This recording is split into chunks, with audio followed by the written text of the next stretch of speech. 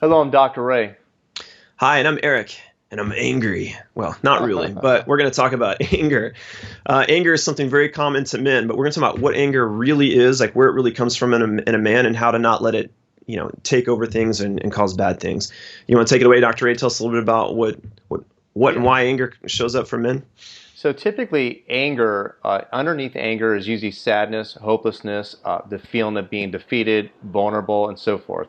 But if you think about this for a moment, it's not something that is attractive.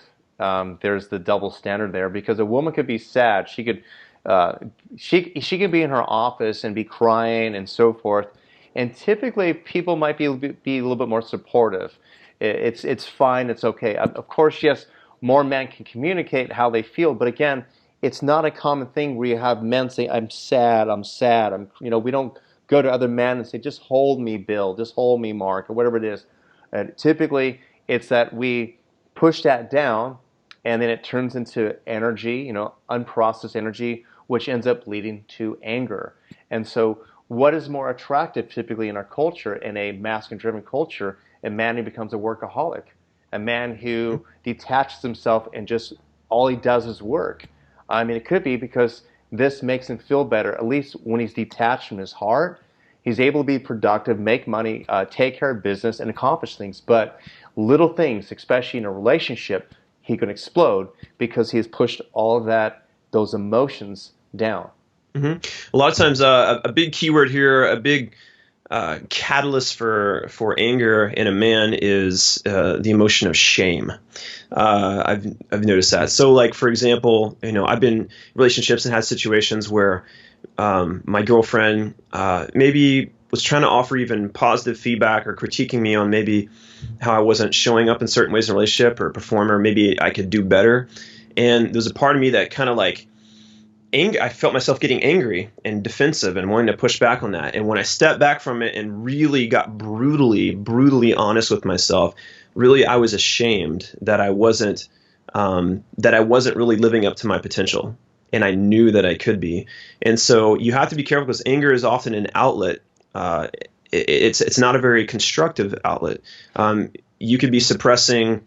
It could be shame in the sense of like I know I could be doing better, but also you have to be careful. It could be coming from places where you've been told, you shouldn't be this way, you shouldn't do that, and you know that you're repressing who you really are inside, and it creates a frustration, and then you end up feeling the emotion of anger. You might get aggressive towards people, and sometimes for men it even goes all the way to violence, Mm-hmm. right? And Yeah, and that's another thing right there to talk about that and wrap this up here, and that is, it's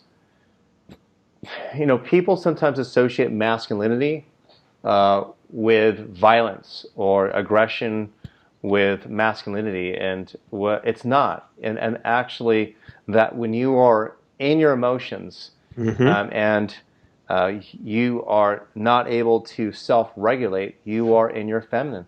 Nothing wrong with being feminine. However, what can be very destructive for a man, and it does happen a lot, and you see men go on these rampages and shooting everyone, is that, see, men probably compare themselves um, probably equally as far as to like women compare themselves to other women, but in a different way. And that is where we will measure ourselves as far as whether or not we'll ever be successful, if we'll make enough money, if we'll be able to provide. And keep in mind, for the most part, a lot of women, you don't have to work to get a partner. You could be reckless, you could be broke, hmm and you hmm still will be able to attract a partner if you're semi-attractive. hmm Um, but a man, no matter what, typically has to work. And so in life, when he's been exposed to other men doing better, if he's not able to get the girl, and he's feeling beaten down because he feels like he's never going to measure up. He feels that shame, which is what Eric mentioned. If he hmm doesn't tap into, wow, I'm feeling sad about this.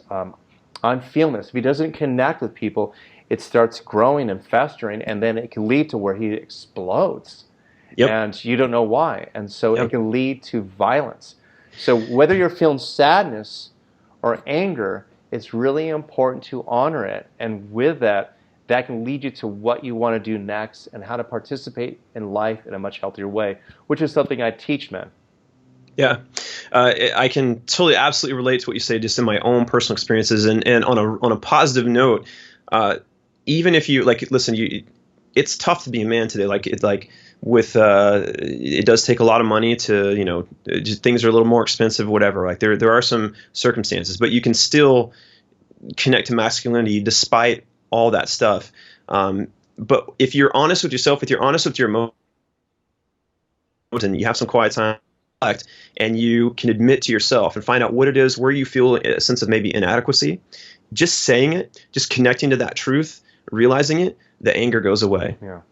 It just goes away because your energy is redirected, and you will, even though it's something you're admitting that you kind of wouldn't want to get tattooed on your arm, and show the world, when you're honest with yourself with it, it feels like you're grabbing a hold of a steering wheel, and now you're directing your life. You're on the road. You're not like anger's like careening, spinning out of control. You grab the wheel, you get control, and it actually feels very good whenever you're able to admit that. Because as a man, it's very important we can have a sense of direction, a sense of purpose. We need light at the end of the tunnel. We need, I'm here and I need to go there. Sometimes you're angry because you don't even know where you're at.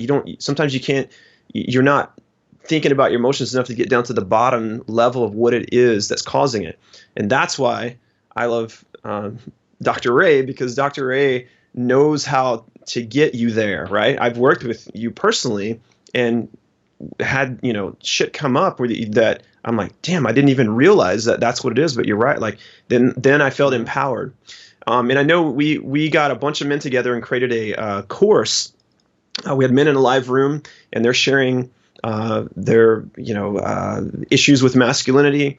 And I think just the camaraderie of the men realize that, hey, I'm not the only one. Like, we're in this together, right? We all, like, even Dr. Ray and myself, we have personal conversations. We're still working on stuff. Like, there's always a new challenge, but there's clarity and direction in it. When you get your head wrapped around how to connect to the masculine, how to get the results that you want and increase them, you never feel truly lost. Even if you have a ways to go, where the finish line is, where you need to be going. So what we want is we want to invite you to take this course.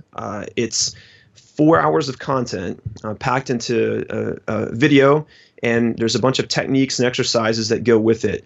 And it's extremely affordable, probably too affordable, honestly, because I know Dr. Ray and how much he charges on an hourly basis to work one-on-one with people. And it is far less for this 4 hours of content. His best content, he spent 20 years kind of condensing into a single program. You get for way less than you would pay if you work with him one-on-one. I personally was there. I experienced the techniques myself. I talked to the men.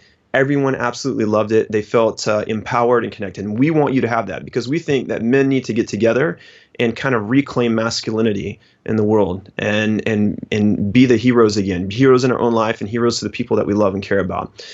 So we'll put the link right here in the video. Go check it out. Order it. You're absolutely going to love it. Do you have any final words to say for this video, Dr. Ray? If you like this, please like the video, and share it with friends. And if there's some comments you'd like to share, that'd be great. And also feel free to ask questions, maybe about another topic, and maybe we'll make another video for you. Perfect. All right, Dr. Ray, I want to thank you for your time. Thank you.